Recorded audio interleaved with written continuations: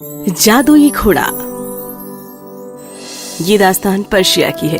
वहाँ के दरबार में फनकार, कारीगर और बहुत से लोग अपने फन को बादशाह के सामने पेश करते थे, और अगर वो फन बादशाह को पसंद आता था तो बादशाह उन्हें बहुत इनाम दिया करता था। एक दफा ऐसा ही हुआ। एक मुसाफिर रूबरू आया और उसने एक नकली घोड़ा सामने रखा। बादशाह सलामत, आपने ऐसा अजूबा कभी नहीं देखा होगा। इसके जैसा अनोखा हो ही नहीं सकता। लेकिन कोई भी खिलौने वाला ऐसा खिलौने वाला घोड़ा बना सकता है।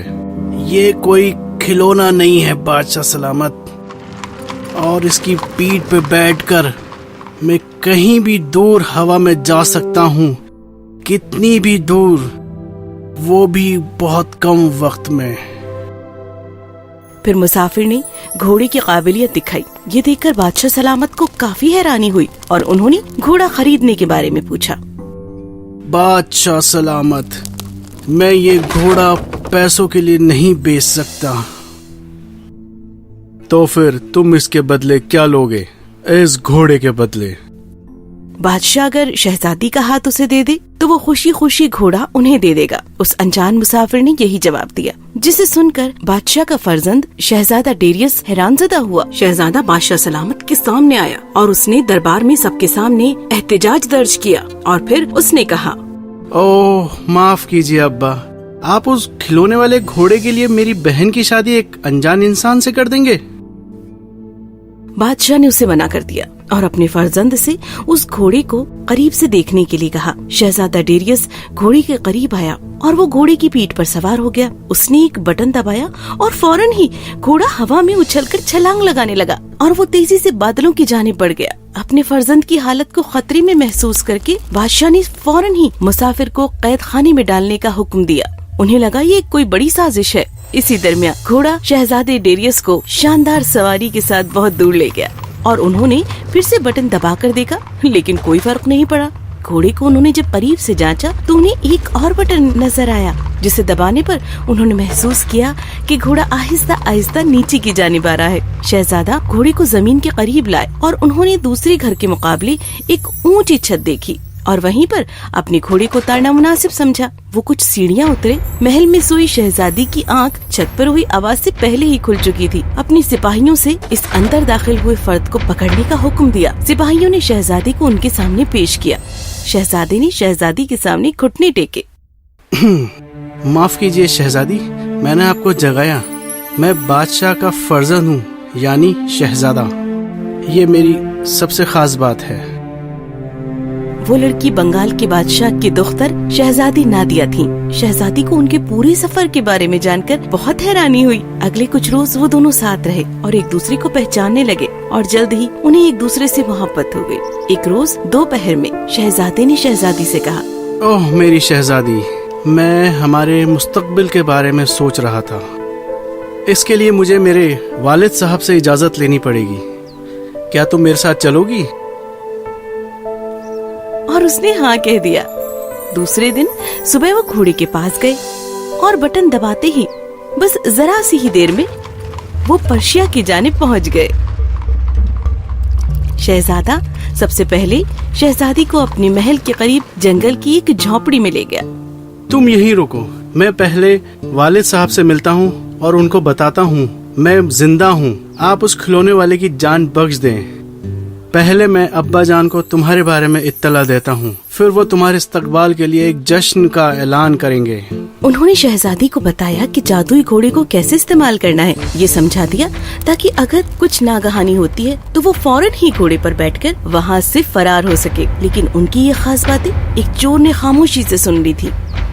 वाह, क्या किस्मत है मेरी, एक शहजादी अकेली और जादुई घोड़े के साथ। मैं उसे कश्मीर के सुल्तान के पास ले जाऊंगा और एक अच्छा इनाम मिलेगा मुझे। शहजादे के गायब हो जाने तक चोर ने इंतजार किया। फिर वो जादुई घोड़े पर जाकर सवार हो गया। उसने शहजादी को धीमे से अपने आगे बिठा लिया और फिर उसने वैसे ही बटन को दबाया जैसे शहजादे ने शहजादी को बताया था। घोड़ा फौरन ही हवा में उड़ने लगा। इधर शहजादी की चीखें सुनकर शहजादा परेशान हो गया। वो लाचार होकर उड़ने वाले घोड़े को दूर से देखता रहा, लेकिन अब वो कर भी क्या सकता था। यहाँ बादशाह अपने फर्जंद को देखकर खुश हुआ और उसने उस मुसाफिर की फांसी की सजा को रद्द कर दिया। उसे मालूम हो चुका था कि जल्द ही उसका बेटा वापस जाएगा। शहजादे ने वादा किया कि वो शहजादी के बिना नहीं लौटेगा। वहाँ कश्मीर का बादशाह चोर के इस कारनामे से बेहद खुश हुआ और उसने उसे इसके लिए इनाम भी दिया। वो शहजादी को अपने साथ महल के अंदर ले गया। दूसरे रोज उसने अपने गुलाम को हुक्म दिया कि जाकर शहजादी को बता दे कि आज ही उसे शादी के लिए तैयार होना है। ऐसे हालात में खुद को बचाने के लिए एक तरकीब सूझी। शहजादी दीवानों की तरह बर्ताव करने लगी। जल्द ही उसकी दीवानेपन की खबर बादशाह को दी गई। बादशाह ने शहजादी को ठीक करने वाले हकीम को खूब इनाम देने का ऐलान किया। इसी दरमियान शहजादा डेरियस अलग अलग सल्तनतों से गुजर रहा था। वो किस रास्ते की जानिब जाए उसे कुछ समझ नहीं आ रहा था। तकरीबन उसकी तमाम ही उम्मीदें मांद हो चुकी थी और फिर ऐसा महसूस होने पर वो एक पत्थर के करीब आराम करने लगा। कुछ काश्तकार उसके करीब आए और उन्होंने शहजादी के बारे में उसे इत्तला दी कि जो कश्मीर के बादशाह के साथ शादी करने वाले दिन दीवानी हो गई है। उसी वक्त शहजादे के दिल में एक उम्मीद पैदा हुई। उसे लगा कि शायद ये वही शहजादी तो नहीं है जिसे मैं ढूंढ रहा हूँ। जैसे ही वो कश्मीर पहुँचा उसने एक हकीम की शक्ल इख्तियार की और लबादा पहन लिया। फिर शहजादा डेरियस जो कि एक हकीम की शक्ल में था, उसने बादशाह को बताया कि वो शहजादी को ठीक कर सकता है, लेकिन उसे शहजादी से अकेले में बात करने दिया जाए। जैसे ही शहजादा कमरे में दाखिल हुआ, उसने उसका हाथ पकड़कर उसके कान में आहिस्ता से कहा, मैं तुम्हारा प्यारा शहजादा हूँ, लबादा बदल के आया हूँ। और फिर शहजादे ने आहिस्ता से अपनी पूरी बात शहजादी को बता दी और फिर फौरन बादशाह के पास वापस आ गया। हो सुल्तान, उगालदान, पानदान, पीकदान, एक छोटा मौका है, मैं उनको ठीक कर सकता हूँ। शायद उन्होंने कोई जादुई चीज को हाथ लगाई है, जैसे कोई बच्चे फिल्मों में देख लेते हैं। पहले मैं उस चीज को देख लेता हूँ।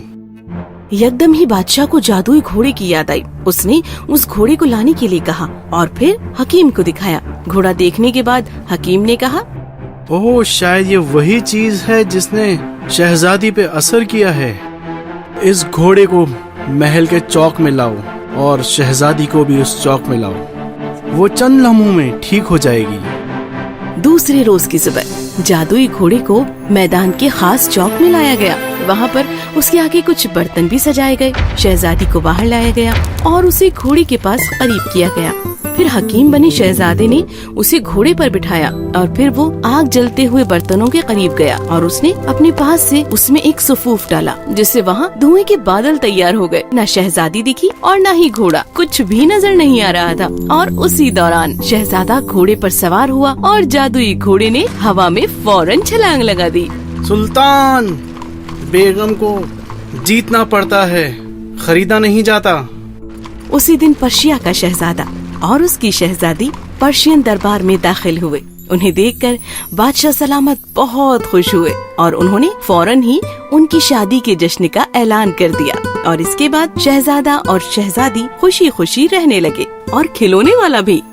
कहानी खत्म हुई। If you enjoyed this story, please like and subscribe our channel and press the bell icon to get future updates. And don't forget to comment.